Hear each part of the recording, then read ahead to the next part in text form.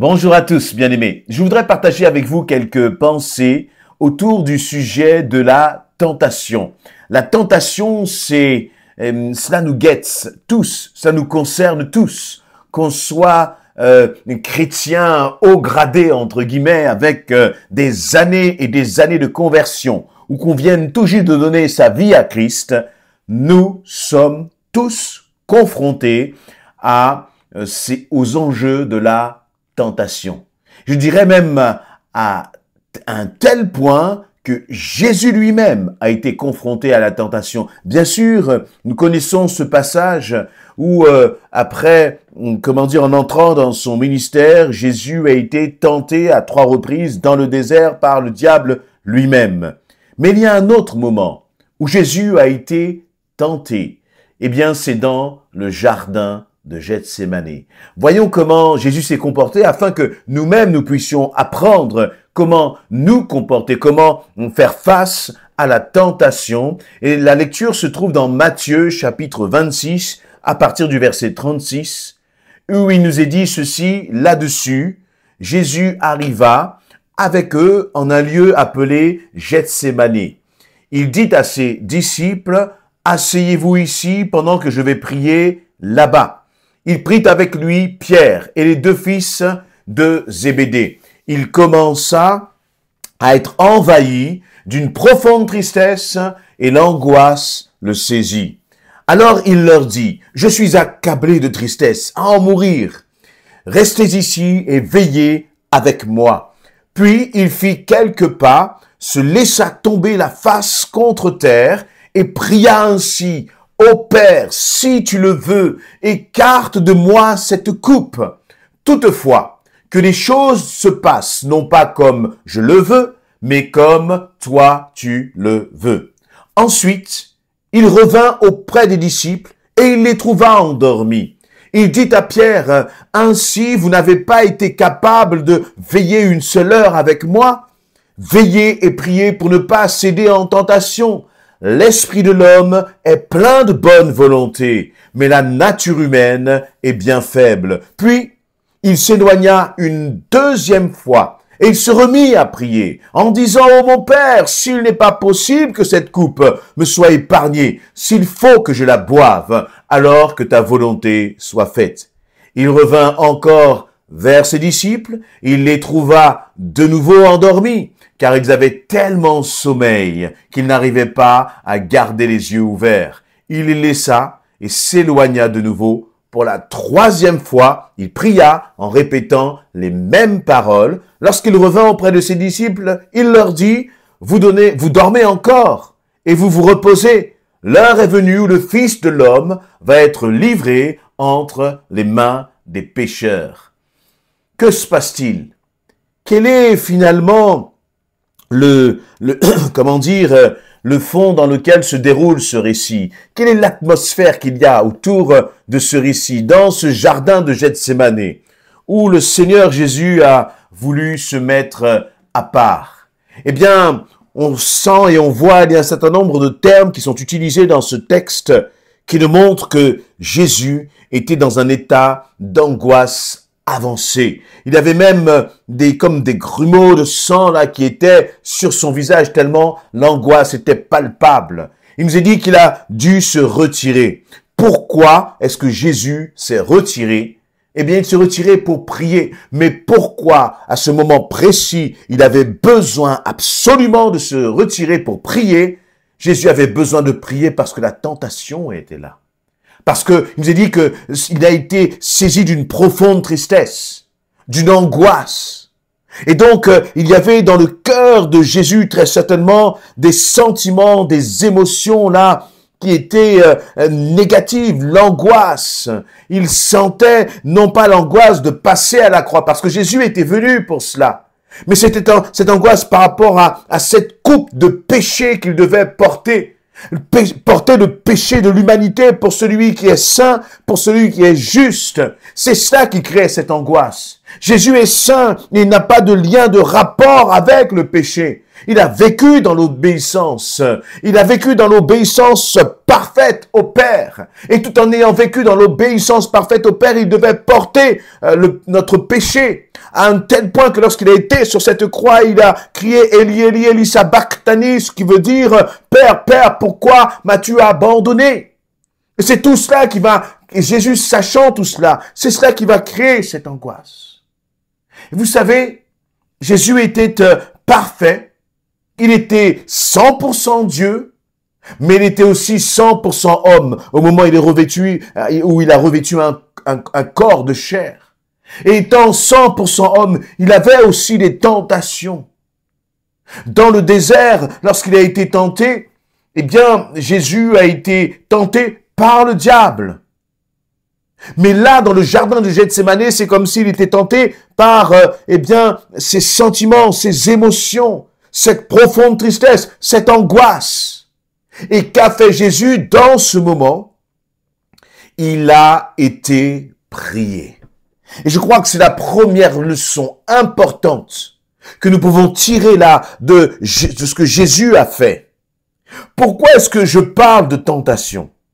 Remarquons une chose, c'est que Jésus va s'éloigner pour prier en demandant aux disciples, bien sûr aussi, de se tenir à la brèche, de se tenir dans la prière. Et Jésus va revenir vers les disciples, vers les trois, Pierre, Jacques et Jean, et il va les trouver endormis. Il va leur dire, verset 40, « Ainsi vous n'avez pas été capable de veiller une seule heure avec moi ?» Quel reproche Jésus est en train de leur faire? Jésus n'est pas en train de leur faire un reproche sur la durée de la prière. Jésus n'est pas en train de leur faire un reproche simplement parce qu'ils n'ont pas prié alors qu'ils auraient dû prier. Non, Jésus est en train de les mettre en garde. Il est en train de les prévenir par amour. Par rapport à quoi? Eh bien, une deuxième fois, la même chose va se passer. Jésus va prier, il va intercéder, il va revenir vers les disciples, et là encore, il va trouver les disciples endormis. Et que va dire Jésus aux disciples? Il va leur dire, verset 41, « Veillez et priez ». Pourquoi? Pas veiller et prier par tradition, pas veiller et prier par habitude, pas veiller et prier parce que vous êtes des bons chrétiens et que vous devez prier. Non, Jésus dit veillez et priez pour ne pas céder à la tentation.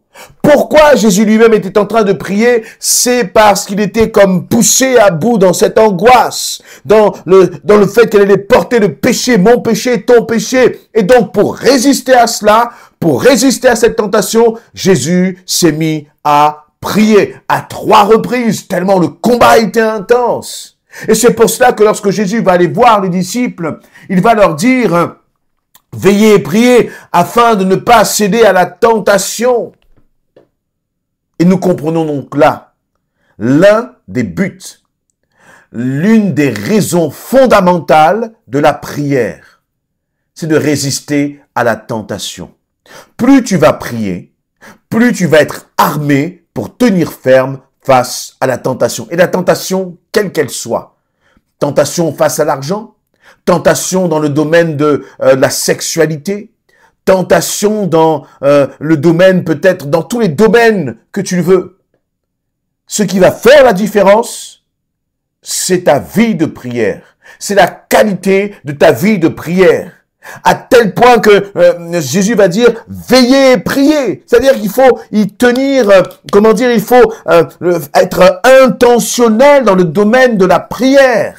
Il faut réaliser l'importance de la prière. Jésus va dire l'esprit de l'homme est plein de bonne volonté, mais la nature humaine est bien faible. La chair est faible, même si ton esprit est bien disposé. Ta chair est faible, ton esprit est bien disposé pour ne pas tomber dans le piège de cette femme qui est en train de te regarder ou de cet homme qui pose son regard sur toi, qui te dit des mots doux et qui finalement fait résonner dans ton cœur des choses que tu as besoin d'entendre. C'est la tentation. La tentation, justement, où tu te dis, non, je peux rentrer là dans ce bureau de tabac, dans ce PMU pour jouer au tiercé ou pour prendre un verre avec les amis, pas de problème. Je peux aller là dans, dans cette fête, et rien de mal va se passer. Oui, ton esprit est bien disposé. Mais si tu ne te tiens pas fermement dans la prière, si tu ne deviens pas un homme, une femme de prière, eh bien, tu vas succomber. Imaginons, Jésus lui-même a dû se tenir fermement dans la prière à 3 reprises, pas une seule fois, pas 2 fois, mais à 3 reprises. Il a dû aller au pied du Père, il a dû parler avec le Père, il a dû crier au Père. Jusqu'à temps, et on sent que à la 3e fois, il nous est dit, il revient vers les disciples, il leur dit, vous dormez encore et vous vous reposez. L'heure est venue où le Fils de l'homme va être livré entre les mains des pécheurs. Levez-vous et allons-y. Celui qui me trahit est là. C'est-à-dire, c'est comme si après avoir passé ce temps dans la prière, ce temps dans l'intercession, Jésus était prêt pour affronter finalement sa destinée. Et il dit, celui qui me trahit est là. C'est-à-dire que c'est lui-même qui va aller justement affronter cette destinée. Parce qu'il était comme armé, préparé. Et toi et moi, nous avons besoin d'être des hommes et des femmes de prière pour être armés contre la tentation, pour tenir ferme face au péché. Et trop souvent, nous sommes négligents dans le domaine de la prière. Trop souvent, nous mettons la prière au second plan. Et lorsque je parle de la prière, je crois, et je l'ai répété assez régulièrement ces derniers temps, la prière doit être accompagnée de la parole de Dieu. Pourquoi? Parce que l'on voit que Jésus va prier, il va demander, Père, si tu le veux, écarte de moi cette coupe. Toutefois, que les choses se passent non pas comme moi je le veux, mais comme toi tu le veux. Première fois. Deuxième fois, il nous a dit, oh mon Père, verset 42, s'il n'est pas possible que cette coupe s'éloigne, que cette coupe me soit épargnée, s'il faut que je la boive, que ta volonté soit faite. Et la 3e fois, il nous a dit qu'il va prier en répétant les mêmes mots, les mêmes paroles en fait, la même idée. À 3 reprises, le Seigneur va exprimer ce qu'il désire, mais il va terminer en disant, eh bien, que ta volonté soit faite. C'était donc d'ailleurs même la prière de Jésus lorsqu'il a enseigné aux disciples. Où est-ce que je veux en venir à travers cela? C'est que Jésus priait et concluait sa prière, sa pensée. Ce qui est important, ce n'est pas les mots, mais c'est l'intention qu'il avait derrière. Il disait, mais Seigneur, que ta volonté soit faite, finalement. Ce qui signifie que Jésus connaissait la volonté du Père. Jésus prie en te disant, Seigneur, que ta volonté soit faite, que ce que toi tu as décidé, ce soit fait. Parce que Jésus connaissait la volonté du Père. Trop souvent, peut-être que parfois nous prions, mais comme nous ne méditons pas la parole, comme nous ne connaissons pas les principes du royaume de Dieu, nous prions sans connaître la volonté du Père. Et donc nous sommes surpris que Dieu ne nous répond pas. Nous sommes surpris que les choses n'évoluent pas dans dans le sens de nos prières. Parce que finalement, nous avons peut-être passé beaucoup de temps, mais en priant contre la volonté du Père.